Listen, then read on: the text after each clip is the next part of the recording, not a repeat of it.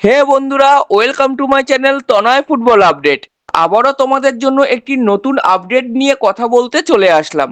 বন্ধুরা, গতকাল কিন্তু মোহনবাগান সুপার জায়েন্ট কেরালা ব্লাস্টার্সের বিরুদ্ধে জয় দিয়েই 2025-26 মৌসুমের আইএসএল যাত্রা শুরু করলো। বন্ধুরা, গতকাল মোহনবাগানের হয়ে গোল দুটি করেন জেমি ম্যাকলারেন এবং টম আলড্রেট।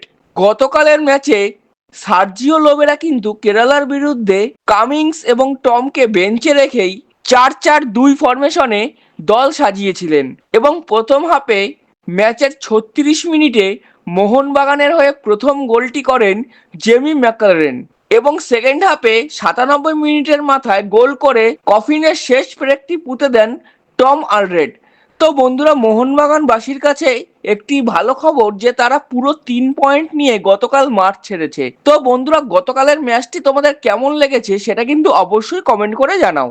বন্ধুরা, পরবর্তী আপডেটটি হলো গতকাল দ্বিতীয় ম্যাচে নেমেছিল এফসি গোয়া এবং ইন্টার কাশি।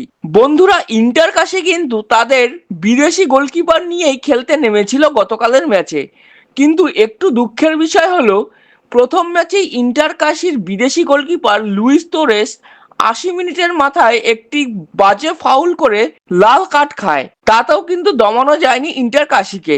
শেষ পর্যন্ত 1-1 গোলে পয়েন্ট ভাগ করেই দুই দল মাঠ ছাড়ে। তো বন্ধুরা, তোমাদের গতকালের দ্বিতীয় ম্যাচটি কেমন লেগেছে সেটা কিন্তু অবশ্যই কমেন্ট করে জানাও।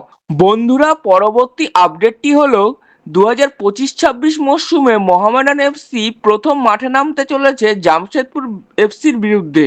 এই ম্যাচটি অনুষ্ঠিত হবে জেআরডি টাটা কমপ্লেক্সে আজ সন্ধে 5টার সময়। হ্যাঁ বন্ধুরা, ঠিকই শুনেছো। এবার দেখা যাক মোহামেডান জামশেদপুর এফসিকে হারিয়ে তাদের প্রথম 3 পয়েন্ট ঘরে তুলতে পারে কিনা। বন্ধুরা, এছাড়াও ইস্টবেঙ্গল তাদের প্রথম ম্যাচ খেলতে নামবে আগামী 16ই ফেব্রুয়ারি নর্থ ইস্ট ইউনাইটেডের বিরুদ্ধে যুবভারতী ক্রীড়াঙ্গনে। তাহলে বন্ধুরা, দেখা যাক কলকাতার বাকি এই দুই প্রধান ম্যাচ জিতে পুরো 3 পয়েন্ট নিয়ে মাঠ ছাড়তে পারে কিনা। তো বন্ধুরা, এই বিষয়টি নিয়ে তোমাদের কি মনে হচ্ছে সেটা কিন্তু অবশ্যই কমেন্ট করে জানাও। আর আমার এই ভিডিওটি যদি ভালো লেগে থাকে তাহলে ভিডিওটিতে একটি লাইক করে দাও এবং কমেন্ট করে জানাও আজকের ভিডিওটি তোমাদের কেমন লাগলো এবং সাবস্ক্রাইব করে দিতে কিন্তু ভুলো না। জয় হিন্দ, জয় ভারত।